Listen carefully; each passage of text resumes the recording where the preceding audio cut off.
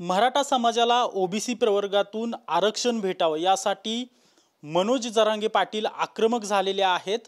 27 ऑगस्टला मुंबईच्या दिशेने मनोज जरांगे पाटील आणि मराठा समाज निघणार आहेत, तर दुसऱ्या बाजूला ओबीसी समाजाचे नेते लक्ष्मण हाके देखील आक्रमक झालेले आहेत।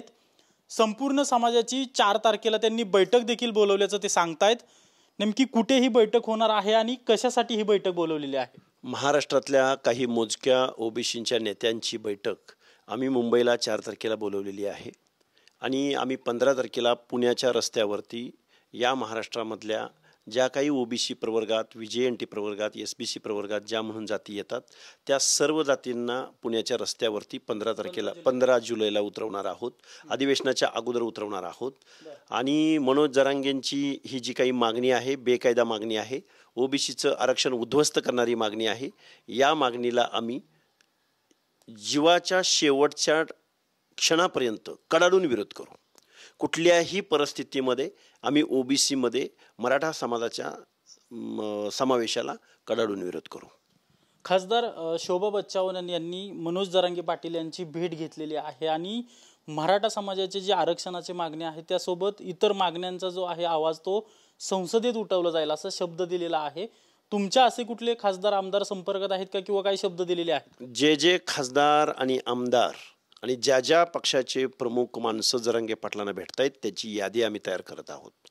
बजरंग सोनावणे असो किंवा बच्चावा असो किंवा टोपे असो किंवा तो लोहा कंदारचा आमदार चिखलीकर असो, या लोकांना ओबीसी इथून पुढच्या काळात मतदान करणार नाही। या महाराष्ट्राचे उपमुख्यमंत्री अजितदादा पवारच्या पक्षाला इथून पुढच्या कालावधीमध्ये ओबीसी बायकॉट करेल। त्याचं कारण असं आहे, गेल्या अनेक दिवसापासून आम्ही ओबीसीच्या महाज्योतीला निधी मागतोय, नोंदणी दिनांकापासून ओबीसीच्या पोरांना पीएचडीचं स्टायपंड मागतोय। एक अवाक्षर शब्द या महाराष्ट्राचे अर्थमंत्री अजितदादा पवार बोलायला तयार नाहीत आणि अजितदादा पवार बोलायला तयार नाहीत याची सर्वस्वी जबाबदारी महाराष्ट्राच्या मुख्यमंत्र्यावर सुद्धा जाते। मुख्यमंत्री महोदयांना आमची विनंती आहे की ज्या माणसांना विरोध म्हणून आम्ही तुम्हाला सत्तेत बसवलं तीच माणसं परत ओबीसीच्या टाळूवरचं लोणी खाण्यात व्यस्त आहेत, तेव्हा अजितदादाला समजावून सांगा, अन्यथा आम्ही येऊ घातलेल्या काही दिवसामध्ये या महाज्योतीच्या प्रश्नावरती तीव्र आंदोलन छेडू। मनोज जरांगे पाटील म्हणतायत की आरक्षण घेणारच आणि ते देखील ओबीसी मधूनच घेणारच। यापुढे काय काय होतंय ते देवेंद्र फडणवीस यांनी बघावं आणि आमच्या मुलांना जर काय झालं तर त्याचे परिणाम वाईट होतील। मनोज जरांगेंनी आरक्षण घ्यावं, कुठूनही घ्यावं, पण मनोज जरांगेंनी ओबीसी व्हीजेएनटीच्या सामाजिक मागासवर्गीयांच्या या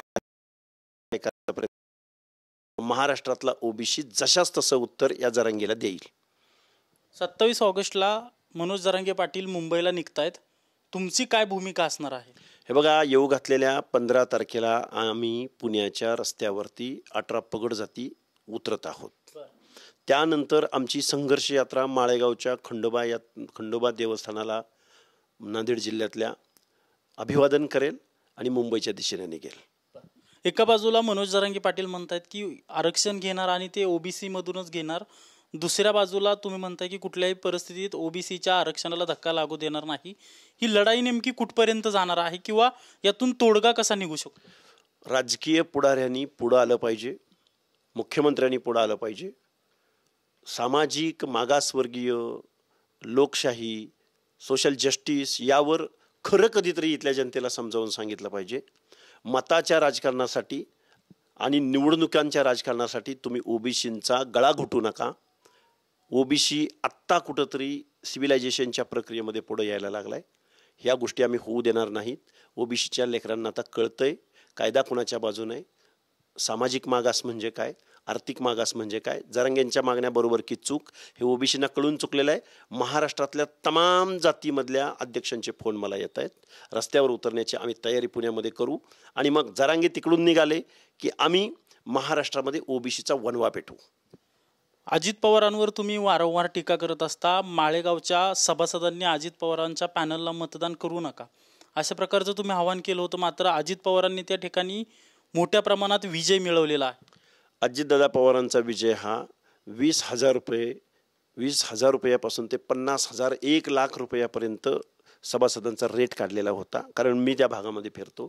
लोकांनी मला सांगितलं कुणाच्या अकाउंटला कसे पैसे आले, कुठून आले, कुणी कसे पैसे दिले, याच्या सगळ्या चर्चा चालू आहेत आता सध्या. त्यामुळं अजितदादा पवार जिंकलेले नाहीत तिथं, महाराष्ट्राचा उपमुख्यमंत्री अर्थमंत्री तिथं जिंकलेला आहे. त्यामुळं अजितदादा पवारांनी मला वाटतं अर्थमंत्रीपदाचा आणि उपमुख्यमंत्रीपदाचा राजीनामा दिला पाहिजे आणि माळेगावचं जे काय अध्यक्षपद जबाबदारी टाकल्या त्यांच्यावर चेअरमन पद सांभाळलं पाहिजे, कारण तिथं त्यांची गरज आहे. तुम्ही म्हणताय की 20,000 ते 1 लाखापर्यंत सभासदाला मतदान करण्यासाठी पैसे वाटलेत, याचे काही पुरावे आहेत तुमच्या? पुरावे वेळ आल्यावर आम्ही पुरावे देऊ. माणसं उभी करून आम्ही पुढं आणून माणसं उभी करू पुढं आणून. अजितदादा पवारांना काहीही देणं घेणं नाही. पैशामधून सत्ता आणि सत्तेमधून पैसा, हे पवार फॅमिलीचं एक धोरण आहे. नक्कीच आपण पाहतोय की माळेगाव सहकारी साखर कारखान्याच्या निवडणुकीत उपमुख्यमंत्री अजित पवार यांनी सभासदांना मतं देण्यासाठी 20,000 ते 1 लाख रुपये दिले असल्याचा खळबळजनक दावा जो आहे तो ओबीसी नेते लक्ष्मण हके यांनी केलेला आपल्याला पाहायला मिळतोय. कॅमेरा पर्सन विशालसह अजिंक्य धायगुडे, TV9 मराठी, पुणे.